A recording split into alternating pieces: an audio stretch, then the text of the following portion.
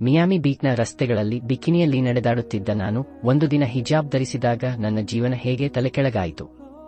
Glamour ಜಗತ್ತಿನ ದೆಗಮಗಿನಿಂದ ನಿಜವಾದ ಸ್ವಾತಂತ್ರ್ಯ ಮತ್ತು ಶಾಂತಿಯನ್ನು ಕಂಡುಕೊಂಡ ಈ ಅದ್ಭುತ ಪಯಣವನ್ನು ನಿಮ್ಮೊಂದಿಗೆ ಹಂಚಿಕೊಳ್ಳಲು ನಾನಿಲ್ಲಿದ್ದೇನೆ. ಒಂದು ಕ್ಷಣವನ್ನು ಕಳೆದುಕೊಳ್ಳದಿರಲು ಈ ವಿಡಿಯೋವನ್ನು ಸಂಪೂರ್ಣವಾಗಿ ವೀಕ್ಷಿಸಿ.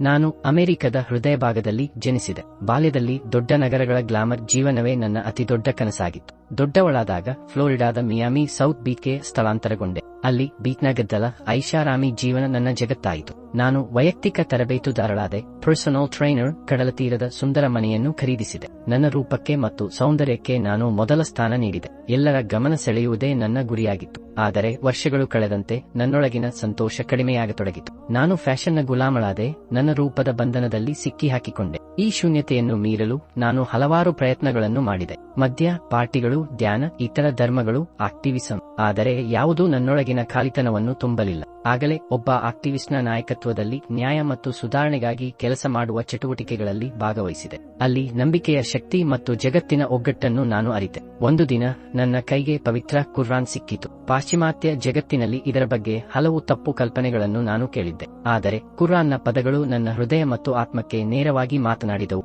ಜೀವನದ ಬಗ್ಗೆ, ಸೃಷ್ಟಿಕರ್ತನೊಂದಿಗಿನ ಸಂಬಂಧದ ಬಗ್ಗೆ ಅದರ ದೃಷ್ಟಿಕೋನ ನನ್ನನ್ನು ಆಕರ್ಷಿಸಿತು. ಆ ಕ್ಷಣದಲ್ಲಿ ನಾನು ಇಸ್ಲಾಂ ಅಂಗೀಕರಿಸಿದೆ. ನಾನು ಸುಂದರವಾದ ಉದ್ದನೆಯ ಗೌನ್ ಮತ್ತು ಹಿಜಾಬ್ ಧರಿಸಿದೆ. ಮೊದಲು ಬಿಕಿನಿಯಲ್ಲೋ ಆಧುನಿಕ ಬಟ್ಟೆಗಳಲ್ಲೋ ನಡೆದಾಡುತ್ತಿದ್ದ ಅದೇ ಮಿಯಾಮಿ ರಸ್ತೆಗಳಲ್ಲಿ ನಾನು ಹಿಜಾಬ್ನೊಂದಿಗೆ ನಡೆದೆ. ಜನರ ನೋಟಗಳು ಬದಲಾದವು. ನನ್ನನ್ನು ಬಲಿಪಶುವಾಗಿ ನೋಡುತ್ತಿದ್ದ ಕಣ್ಣುಗಳ ಬದಲಿಗೆ ಗೌರವ ಮತ್ತು ಆಶ್ಚರ್ಯವನ್ನು ಕಂಡೆ. ಮೊದಲ ಬಾರಿಗೆ ಮಹಿಳೆಯಾಗಿರುವುದರ ನಿಜವಾದ ಸ್ವಾತಂತ್ರ್ಯವನ್ನು ಅನುಭವಿಸಿದೆ. ಶಾಪಿಂಗ್, ಮೇಕಪ್, ಕೇಶವಿನ್ಯಾಸಕ್ಕಾಗಿ ನನ್ನ ಸಮಯವನ್ನು ವ್ಯಯಿಸಬೇಕಾಗಿಲ್ಲ. ನಾನು ಸ್ವತಂತ್ರಳಾದೆ.